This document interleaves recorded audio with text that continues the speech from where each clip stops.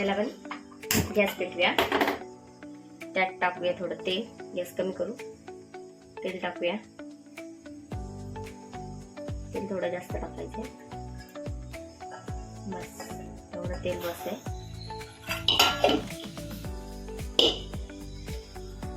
आता आपण तेलात टाकूया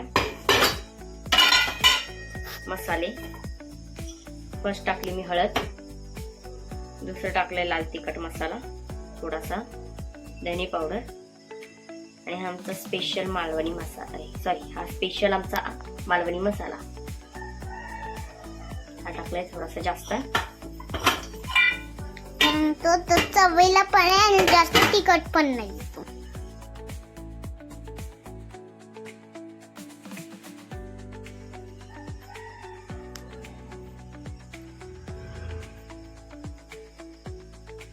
थोडंसं टाकू हिंग.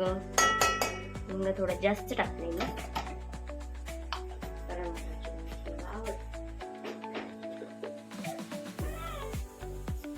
आता आपण हे थोडं जळायला लागलंय, शिजून घेऊ.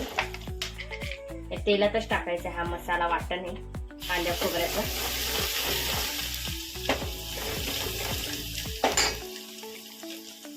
हे कांद्या खोबऱ्याचं वाटण थोडं ते संपलंय आता आमचं.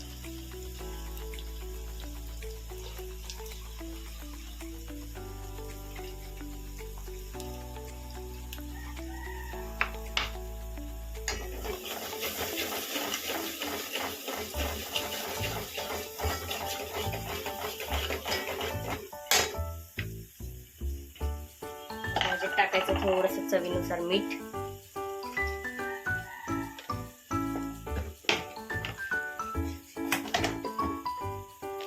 आणि टाकूया ही कोथिंबीर. बस थोडीशी वरण टाकायची.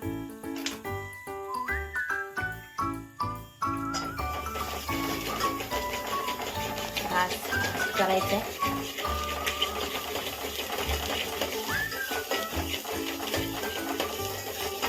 बघा लाल होऊन द्यायचं.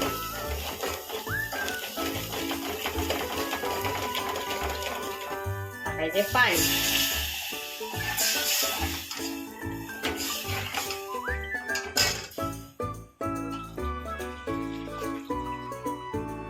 पाणी थोडं जास्त टाकायचंय. पाणी थोडं जास्त टाकलंय. ह्याच्यात हे वांग आणि शेंगा टाकायचे.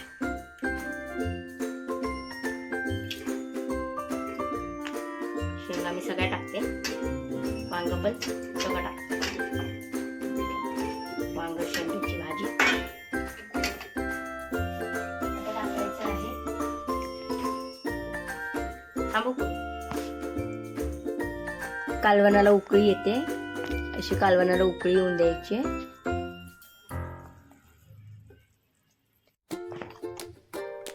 आता टाकत आहोत थोडंसं शेंगदाण्याचं कूट. थोडं शेंगदाण्याचं कूट खाली सांडे आमच्या यमनावर. बस आता हे हलवायचंय. आता आपण जी मगाशी उरलेली कोथिंबीर होती यात आपण आता सगळी टाकणार आहे. ऑलमोस्ट आपलं रेडी आहे वांग शेंगाची भाजी, शेवग्याच्या शेंगाची. थोडस आपण झाकण ठेवून वांग शिजवायचं. ठीक आहे, अर्ध झाकण.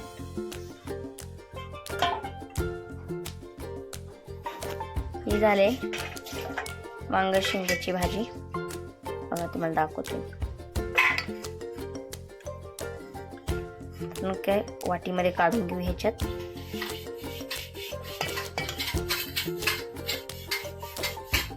थोडंसं वांग